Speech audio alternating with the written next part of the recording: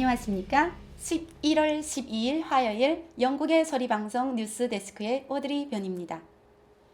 브렉시트 파티 당수 나이젤 파라쥐는 11일 오후 브렉시트 당에서 지난 2017년 선거에서 토리가 이겼던 117개 선거구에서는 후보를 내지 않겠다라고 발표했습니다.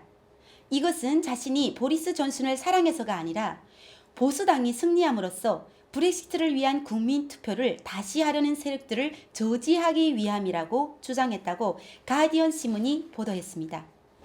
파라쥐 당수는 결정은 결국 브렉시트 당에서는 노동당과 기타 정당들이 승리한 것에서만 후보를 내겠다라는 말이어서 야당들에게는 매우 위협적일 수 있다는 사실입니다. 브렉시트 파티는 현재 33명의 유럽의회 의원을 스트라스버그 유럽의회에 주재시키고 있고 총선 여론조사에서는 10%의 의석을 차지할 것이라는 전망을 보이고 있습니다.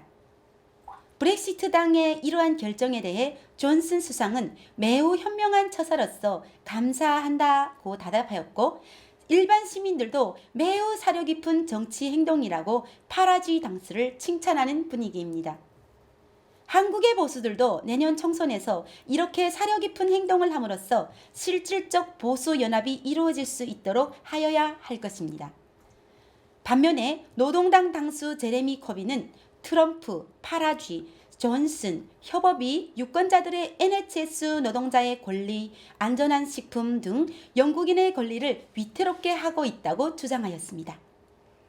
다음은 홍수 소식입니다.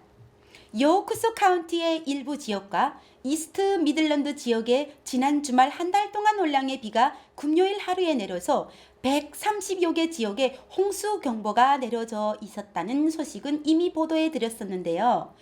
돈카스터 지역의 피스레이크 동네 주민의 절반 이상이 집을 비우고 임시 피난처에서 생활하고 있으며 인근 다하비소 카운티에서는 지역경찰국장이었던 애니홀 여사가 마트록 근처의 달리데일에서 홍수로 발생한 급류에 휩쓸려 익사하는 사건이 발생하기도 했습니다.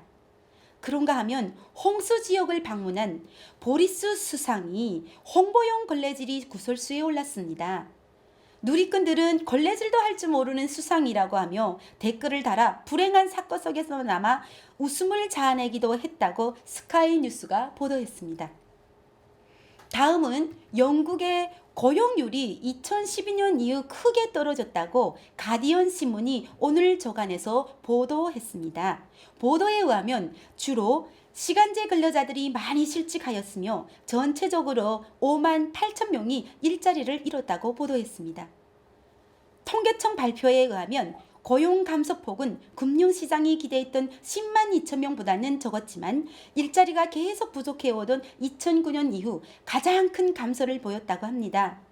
고용 감소 현상은 보너스를 포함 연간 수입 증가율이 3.6% 감소하는 현상을 동반하였다고 발표하였습니다.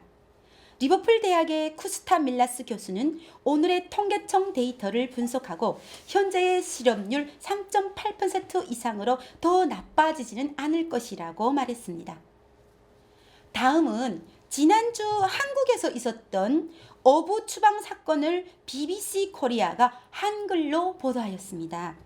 북한 어민 추방이 남긴 3가지 질문 이라는 제목의 한글판 뉴스를 오늘 오전에 보도로 내보냈습니다.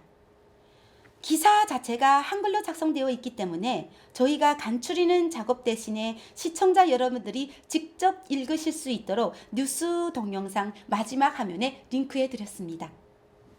영국의 소리방송을 사랑해 주시는 시청자 여러분, 오늘도 좋아요를 눌러주시고 영국의 소리방송을 사랑해 주세요.